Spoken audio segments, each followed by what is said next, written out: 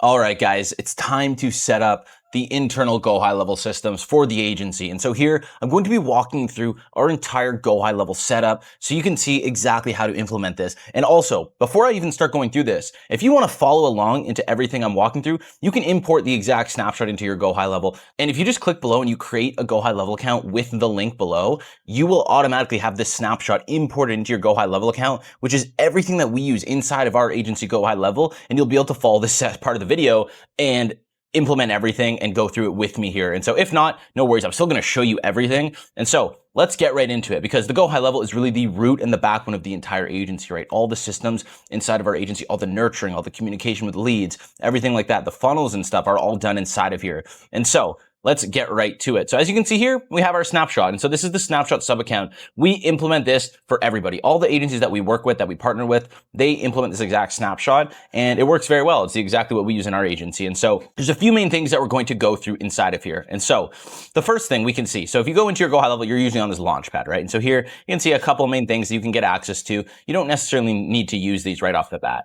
But here is the conversations page. And so the conversations page is super, super useful because all your leads that come through, right, you're going to be messaging them. You're going to be sending them emails, texts, maybe WhatsApp, Facebook messages, Instagram DMs, whatever it may be. And so right here, it keeps all of the conversations organized and centralized. So even if you're communicating through a multitude of different channels, some leads through Facebook Messenger, Instagram DMs, text, they'll all be centralized right here so you can communicate with them, and it keeps things very, very organized. Now, the first thing we're going to be walking through that's actually a part of this snapshot here is the calendars. And so the calendars, it's pretty self-explanatory, right? This is where you just keep track of all your appointments, everything inside of the calendars itself. And so what this actually looks like here is we have our main calendars. All right, and so here we have the main calendar section. So you'll see there's three main calendars: the growth consult calendar, the AI agent bookings calendar, and the Insight AI follow-ups calendar. And so the way these work, the growth consult is where majority of the sales calls are booked. And so what this looks like is, you can see inside of here is growth consult, and you can edit this to really customize it as much as you'd like. Appointment meeting location. And so this maps the Zoom link that is booked from Calendly into here. So it's always dynamic based on the Zoom link, and that way you can send it to leads and their reminders, everything like that. They always have access to it. You can set your schedule here, 8 a.m. to 5 p.m., the meeting length, etc. Forms and payment. And so if you want to collect certain information, notifications, and then connections. And so you want to connect this to ideally a Google Calendar, which is what we do. We connect all our booking calendars to Google Calendars. That way we can keep it all organized and you can see it all inside of there. Some people just like to keep it in Go High level. It's really personal preference, but you can connect it to Google Calendar. And then that way two-way sync is triggered, because we book from Calendly, right? So when a Calendly booking is booked, that Calendly booking goes onto a Google Calendar. And then that Google Calendar is synced to this Go High level calendar. So when the Calendly booking is booked, that booking goes onto a Google Calendar. And then that Google Calendar is synced to a Go High level calendar. So the booking shows up on the Go High level calendar, which then triggers the automations for the booking reminders, etc. And so it's very useful. And then you have the customization, just colors and whatnot. And so now we go back, all these calendars have those types of customizations. And then the AI agent bookings one is the calendar that we would use for bookings done by the AI agents, whether it's CloseBot, which we'll have a separate video walking through how to set all that up. It's the SMS AI bot that we use for ourselves and all our clients, or voice agents, voice agents, retail voice agents, Vappy, Bland, whatever it may be. And then we also have a follow-up calendar. So we have a separate calendar for follow-up bookings, simply because we send them slightly different automations, right? We're not going to hammer them with the same reminders and everything. It's reminders catered to follow-ups. And so slightly different calendar there, but those are the three calendars that you'll have access to with the snapshot. And this is exactly what we use to set it up. Now, the next thing we'll walk through is very quickly the contacts page. In case you're not familiar with Go High level already, the contacts page is very straightforward. It's just where all the contacts inside of your sub account are stored. And so as you can see, this is our snapshot. So there's no contacts inside of here, other than a few just like demo ones these aren't real emails or anything, and these aren't real people. You can see test, and so there's a couple of R's inside of here, but it's just snapshot. It's just the emails and everything. So this is all organized inside of the snapshot account, and so you'll be able to see all the information if you click on a contact, all their custom values, their name, their email, their phone number, etc. Now, the other part that is, or the next part that is part of the actual snapshot itself, is the opportunities and the pipelines. And so this is very, very useful for just overall organization, where the lead is throughout the life cycle, throughout the nurturing process, everything like that. And so we have two main pipelines in here, or three main pipelines, sorry. We have the lead pipeline, which is just when a new lead comes through, lead is booked, or new lead comes through, they're added into this stage. And then triage call number 1, which is just a follow-up call trying to book them in. Triage call number 2, 3, follow-up, no answer, and not interested. And then we have a couple more. disqualified, and booked. Those are all the possible outcomes, right, from a triage call. So you want to keep track of the follow-ups with which leads you followed up with once, twice, third, etc. Follow-up if they answered and they want to have a follow-up call back. No answer, not interested, etc. And so this is the lead journey. And then we also have the booking pipeline. And so the booking pipeline is when somebody actually books, right? So they book a call. When they book a call, they automatically get added to this stage, which I'll walk through in the automations to show you how that's done. They get added to this stage in the pipeline. And then they have their reschedule if they reschedule, and no-show if they don't show up to the call. Follow-up call if you had that call and then booked a second follow-up with them. Power base, then we have closed deal, not qualified, booking canceled. And so pretty self-explanatory, right? If the deal is closed, you move them to here, and then that triggers the whole onboarding process, which I'll show you in a second as well. So this is the booking pipeline. And then we have the client fulfillment pipeline. And so when a deal is actually closed, you have the fulfillment pipeline. So they're closed, they'll get added into this stage automatically. And then when the initiation call is done, they get added into here. And then when their build is done, they get added into here for review. And then when the review is done, they'll get moved to here. And then if revisions are made based on feedback or whatever, they're added to here. And then when the launch call is done, they're good to go. And then when the build is launched and approved, they're moved to the final stage of the pipeline. So you can keep track of all the client's journey. And so with one client, right, it's not too difficult to keep track of, but when you have 5, 10, 15, 30 clients, you're going to want to have these organization aspects in place to keep things very streamlined and just easy to keep track of. So you have the whole lifestyle for the booking, the fulfillment, and then with the lead pipeline. And so it keeps things very, very organized.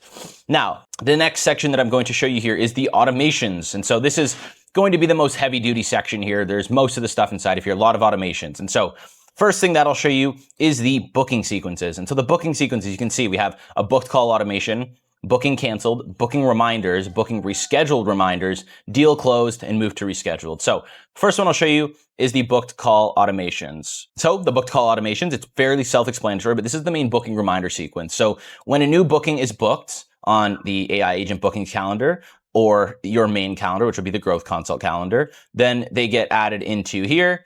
And firstly, the tag is added, call booked, and they're removed from all of their workflows, right? Because they're most likely going to be in lead nurturing workflows as well. So when they book a call, we don't want them to keep getting their lead nurturing messages, right? And so that removes them from all of their workflows. Internal notification to let you know a new booked call has come through. So this, you can send it to your team internally. And then you have a point to closer. And then we have 2 webhooks here. So one webhook is for the booked call automation, and one webhook is for the rescheduled call automation. And so I'm not going to cover these in here because it is done with Zaps inside of Zapier. We'll have a separate video walking through those as well. But right now, anytime a new booked call is booked, what this webhook does is it fires a Zap, which updates your main sales tracker, which I'll show you in another video as well, track all the systems on the back end for your agency. And then it also sends you a notification internally in your Discord or Slack that a new call has been booked. Same with rescheduled webhook. So it will come to this webhook, it will fire the webhook, and then it will detect, okay, if the lead is already in the tracker sheet, that means they booked before, right? Because if they hadn't booked before, they wouldn't be in that section. And so if it reads, okay, they're already in there, it knows it was a rescheduled call, and it will fire the rescheduled call webhook and trigger the rescheduled call automations, update the tracker sheet, send you a notification internally that, hey, in Slack or Discord, this person rescheduled their call. Then we have here, moving them to the booked stage in the lead pipeline because they booked. And then also add them to the booked appointment stage in the booking pipeline because now they've booked. We want to keep track of them throughout their booking pipeline or throughout the booking life cycle, see if they no-show, cancel, etc. And then we wait 30 seconds, and then we add them to their booking reminders workflow, which I'll head to right now. So the booking reminders workflow is just the reminders leading up to the call itself. Keep them updated, send them the Zoom link, text, email, etc. So first, they get a confirmation email, and you will need to tweak these, right? A lot of these are custom values, which I'll show you in a second here, so you can keep a lot of it similar, but you may want to tweak certain, copy and whatnot in here. So first email, right? Just a confirmation email, appointment confirmation from the company. Your meeting's been booked. Same with the text. Your meeting's been booked with Inside AI. Hey, it's Jackson, Inside AI. Wait 5 minutes. And then they get another email, pre-call email, just giving them a bit of information, make sure they show up to the call, not distracted, things like that. And then they get a confirmation text. If you missed our last email, here's the link to our main VSL and demo videos. We want to make sure they watch as much as they can before the call. And we have confirmation SMS 3 here. And so PS, expect a call from one of our team members on this number. So we put our phone number here, our Go High Level number, so they know to expect a call from us because we're going to be triaging them beforehand. And so we're going to be giving them a call before to confirm their information. So just to make sure that they're ready to expect our call so we can qualify them, get more information about them, and then submit a form to the closer to let them know about that lead, their quality, their financial situation, all that type of stuff. And then they get their basic 24-hour reminder via email, their basic 24-hour reminder via text. Same thing with 3-hour email, 3-hour text reminder, and then the 1-hour email reminder, 1-hour text reminder, and then the 10-minute reminder and 10-minute text reminder. And so that is the booking reminder section. And then I'll go through the booking canceled. So this is, again, pretty self-explanatory, but anytime a call cancels, we ideally want to get them back on a call, right? Unless they're a super unqualified prospect. So anytime a call is canceled, what we do is we remove them from the booking reminders channel so that they're not still getting the booking reminders after they cancel, telling them to show up to their call. Add the tag call booked, remove the tag call booked, add the tag call canceled, move to the canceled stage in the pipeline.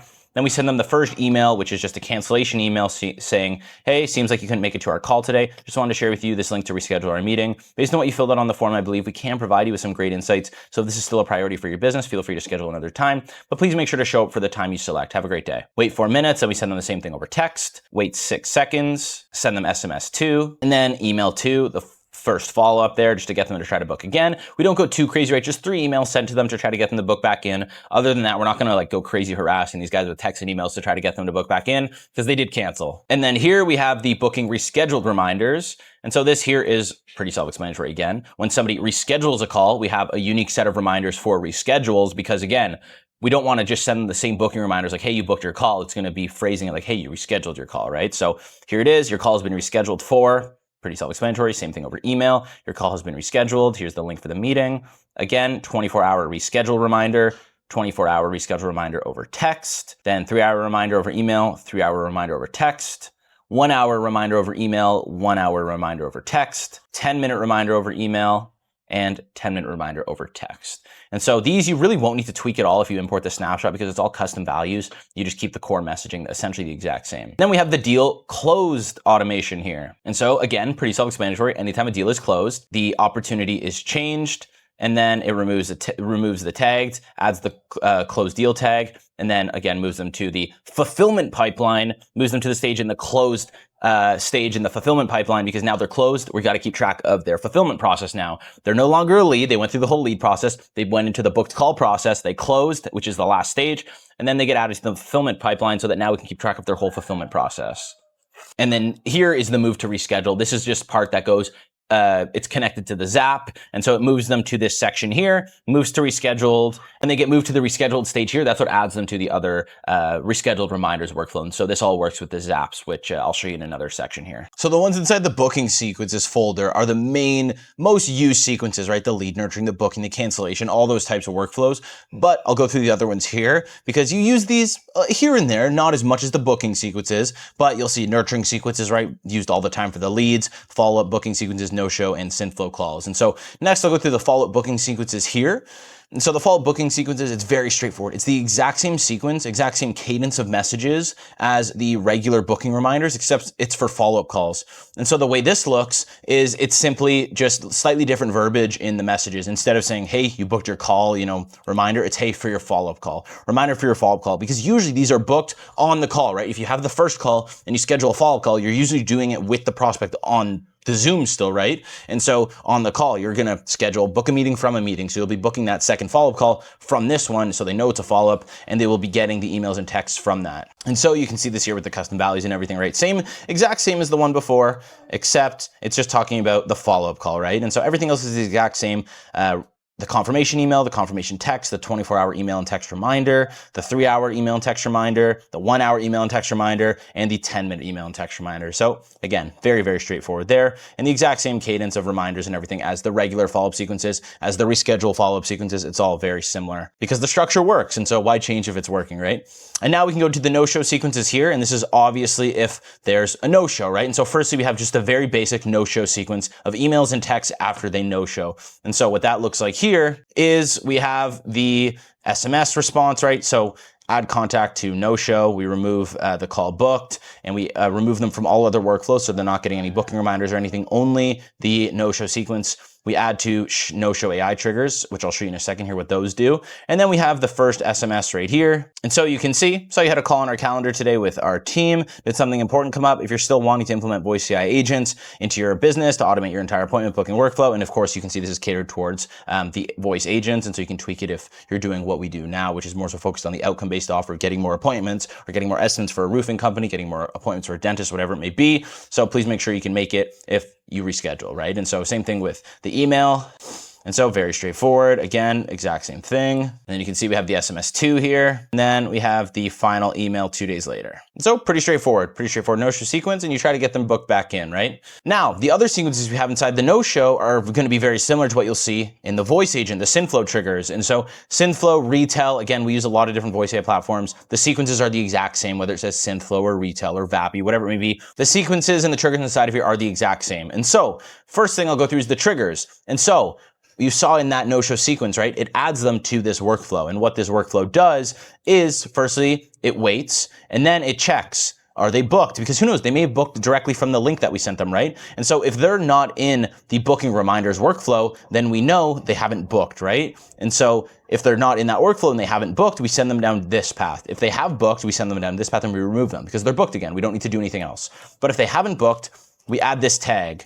This tag right here is the no-show AI call tag. And what happens when we add that tag is it adds them to the other workflow, which I'll show you in a second here. And as you can see, the other workflow, which I'll show you, is what triggers the actual webhook to trigger the AI agent to call this lead. And so it calls them and tries to book them back in. And maybe they answer and maybe they don't, right? Maybe they book, maybe they don't.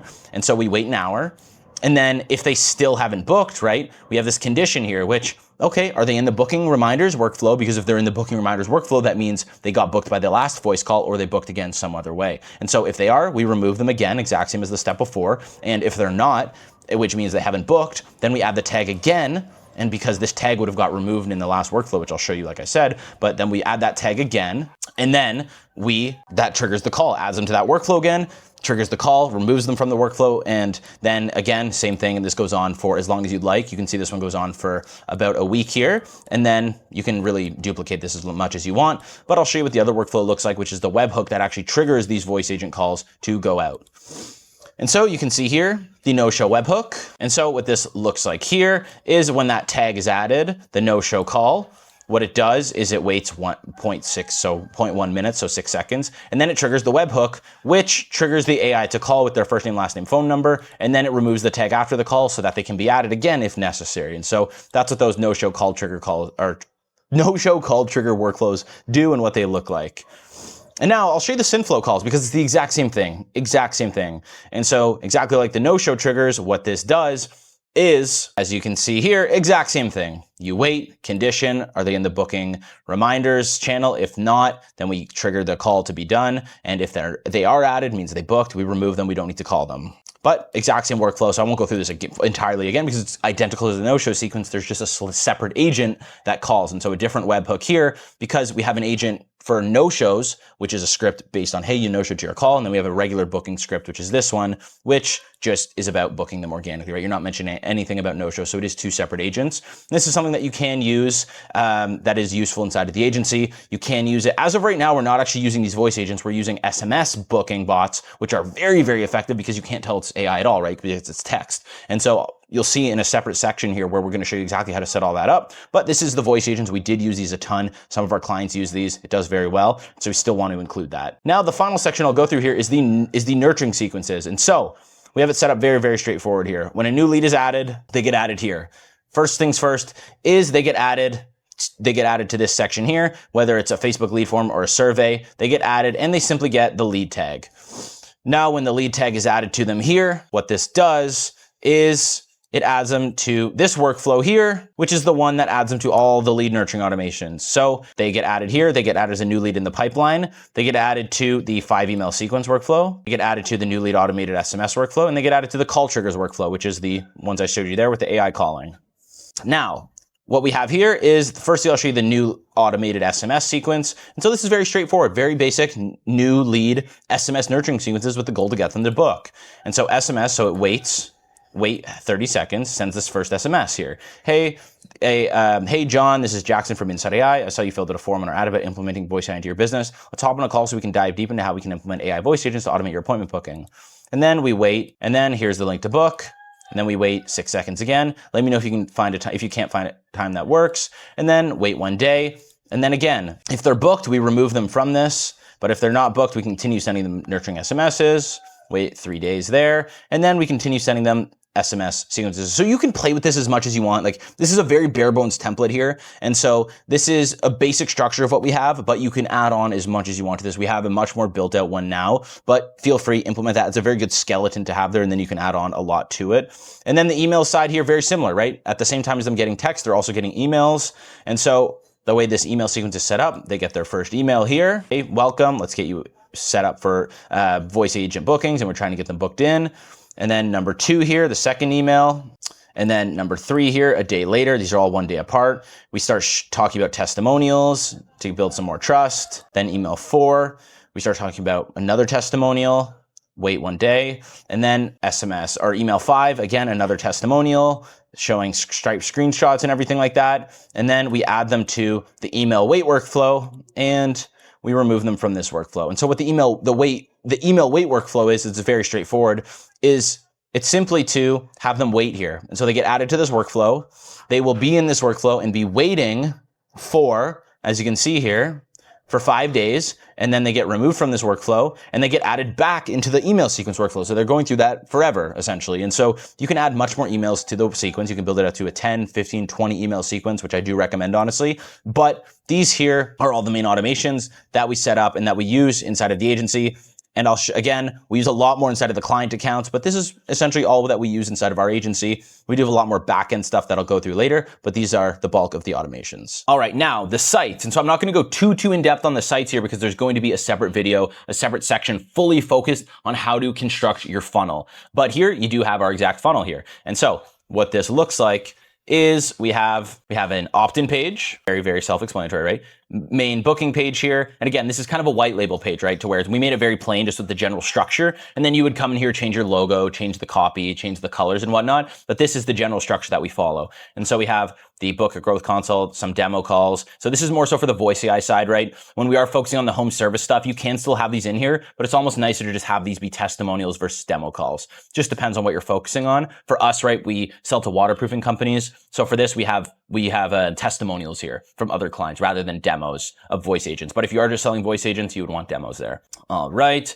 And then we can go back here. And then we have the calendar page. And so the calendar page, again, when they click the booking there, they just get sent to the calendar page to book their call, right? Again, very self-explanatory. You would have a calendar right here, ideally your calendar, right? And so pretty self-explanatory again. And so for us, we have our calendar here, right? And so want to make sure that you have your calendar, whichever one you're collecting the bookings on. And then we have the thank you page. And then we do have privacy policy in terms of service. I'm not going to go through those right now because it's pretty self-explanatory again.